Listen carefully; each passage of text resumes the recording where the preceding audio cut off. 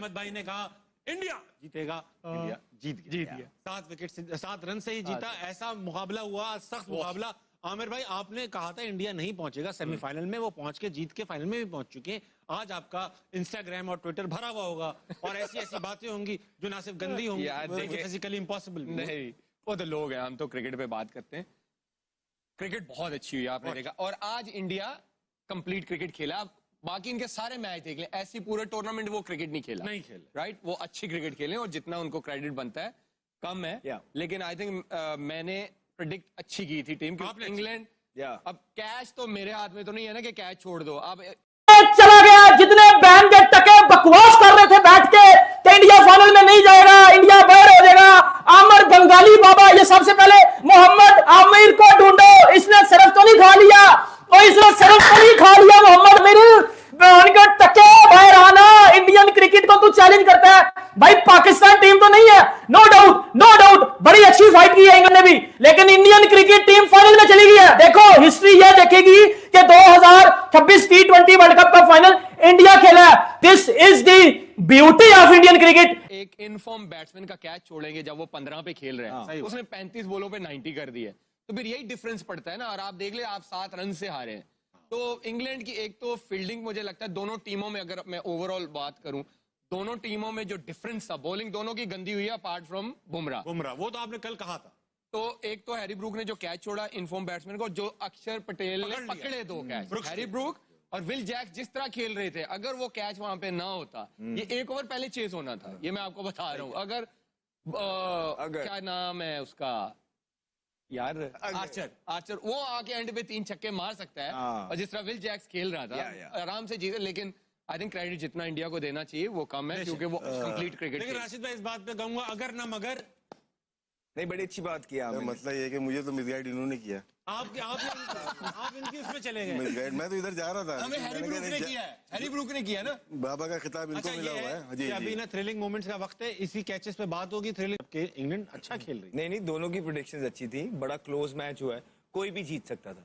Eventually थोड़ा सा ये होता है कि इसमें फेवरेटिज्म आ जाता है कि भारत का जो इंफ्रास्ट्रक्चर है वो इस तरह का है कि they are built for these sort of stages. उन्होंने उन आईपीएल से उनको बहुत फायदा हुआ है।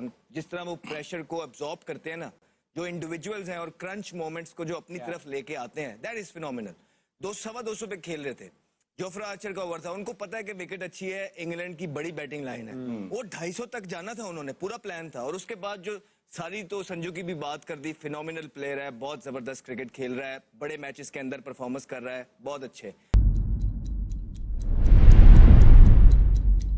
लेकिन जो एंड वाले प्लेयर भी हैं, तिलक वर्मा की अगर आप बात करेंगे, तो जब जोफ्रा आर्चर का ओवर आया है, उसको पता था कि ये 2 फील्डर ऊपर हैं और ये यॉर्कर मारेगा विकेट के ऊपर। प्री मेडिटेट वो पीछे हुआ, अच्छी पोजीशन में रह के उसने यॉर्कर को फुल टॉस बना के उसमें छिक्का लिया। It was a very very good shot. फिर उसको पता था कि यहाँ से अब मैंने इसको छिक्का मार दिया है, आर्चर बड़ा बॉलर है, अब ये मुझे या स्लो करेगा या शॉर्ट करेगा। वो रेडी था, उस पोजीशन में था, उसने अगली बॉल पे फिर उठा के छिक्का। So these are the moment. वो एक ना, वो बहुत इंपॉर्टेंट मोमेंट था।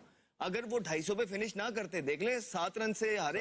अगर थोड़ा सा हम होते तो शायद होता ही है कि यार 225 भी कर लिया, चलो बट ठीक है, बॉलिंग पे डाल देंगे। नहीं, उन्होंने एंड तक, उन्हें पता था कि हमने कुछ छोड़ना ही नहीं है, उनकी इतनी एबिलिटी है कि वो चेस कर सकते हैं। फिर आप ये देखें कि बुमराह का जो फैक्टर है, बहुत बड़ा फैक्टर है। उसने अंडर प्रेशर आज भी उसने अपने स्किल की एग्जीक्यूशन की है। 6 स्कोर देना सेकंड लास्ट ओवर के अंदर या थर्ड लास्ट ओवर के अंदर, मैच एक साइड 38 रह गया था।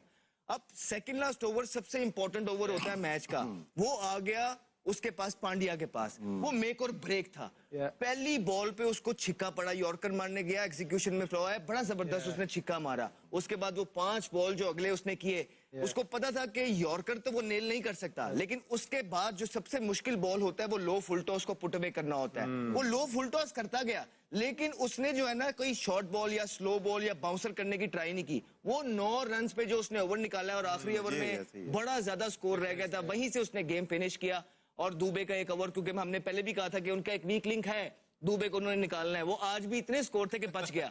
ऑल इन ऑल मैंने आपको ये भी कल बोला था कि बड़ी टीमें जो होती हैं वो राइट मोमेंट पे पीक करती हैं and India is peeking on a very very right time. 19th over था ना, जैसे बात की, ये बहुत इंपॉर्टेंट था। यहाँ पे अगर 15 रन बन जाते तो 22-23 रन रह जाते, और वो हो जाना। वो हो जाने थे। रूबे करते हैं, अक्षर पटेल और करते। ब्रूक्स के आज 2 ब्लंडर्स हैं। हाँ। एक जो उसने कैच छोड़ा और एक आखिरी ओवर उसने जैक से करवा दिया। हाँ, ये 2 ब्लंडर, पांड्या खेल रहे हैं और तुमने ऑफ स्पिनर को बॉलिंग करवा दिया है। ये 2 ब्लंडर हो गए। हालांकि उसका पड़ा हुआ था किसका, ओवरटन ओवरटन का एक ओवर पड़ा हुआ था, लेकिन वो ऑफ स्पिनर को ले आया पांड्या के सामने आखिरी ओवर में। उसमें 18-19 हुआ है। लेकिन फिर भी you have to kill it, nail it. Yes.